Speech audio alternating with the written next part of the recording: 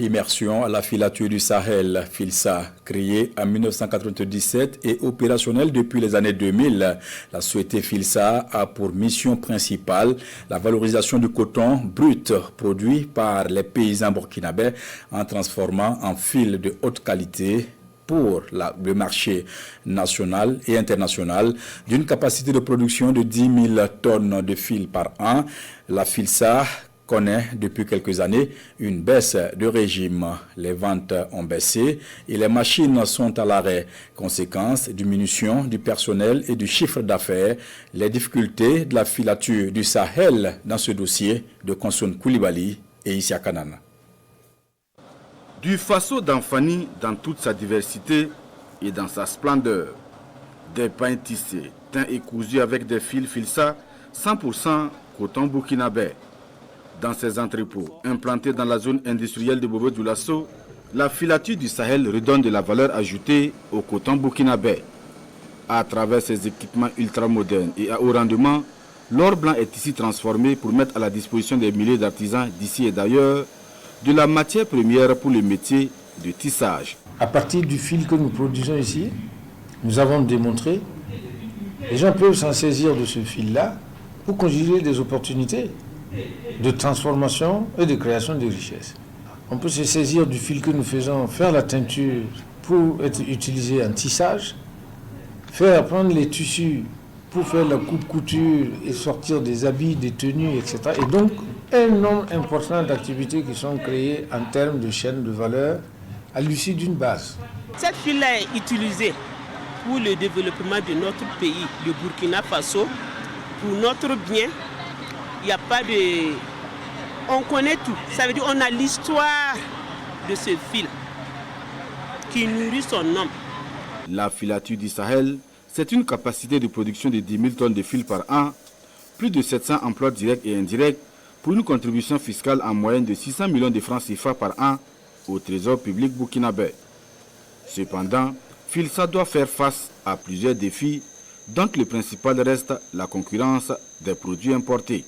Les pouvoirs publics, en voulant bien faire et nous protéger et nous encourager au maximum, a pris des décisions pour dire que désormais les cérémonies officielles, il faut le port obligatoire du Faso d'Anfani. Ils ont pris des décisions pour dire que le port de la tenue scolaire en Faso d'Anfani. Mais naturellement, c'est une ouverture. C'est une ouverture pour nous, mais il y a tellement de gens qui ont considéré qu'ils ne peuvent pas accéder à FILSA, il faut qu'ils aillent ailleurs chercher du fil pour venir prendre leur part. C'est ça qui est le véritable problème.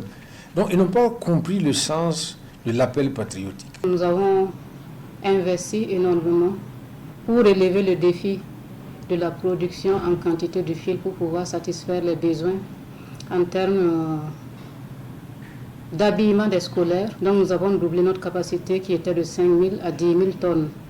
Et également il fallait recruter pour pouvoir également soutenir la productivité. Donc on a recruté, on était à 560 en 2022. 2023 nous étions à 541, ça a commencé à baisser un peu.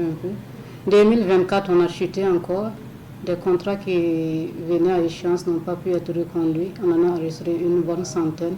Dans cet entrepôt, une image qui en dit long. Plus de 2 milliards de francs CFA de stocks invendus. Ici, des milliers de fils stockés depuis plus de 3 ans. Là, des machines complètement à l'arrêt. FILSA est aujourd'hui sous régime. Pour assainir le milieu, des mesures fortes sont prises par l'État burkinabé. Parmi celles-ci, l'adoption du port généralisé du Faso d'Anfani dans le secteur éducatif, l'interdiction d'importation de fils de tissage et de pains tissés, le renforcement du dispositif de contrôle du marché qui se traduit par des actions répressives de la brigade mobile de contrôle et de la répression des fraudes.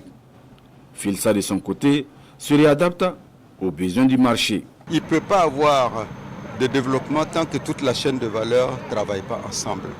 Vous savez que FILSA fait le fil. FILSA, le fil c'est quoi? C'est le nerf du problème. Nous sans le fil, on ne peut pas travailler. Le fil c'est la colonne vertébrale de l'économie dans notre domaine.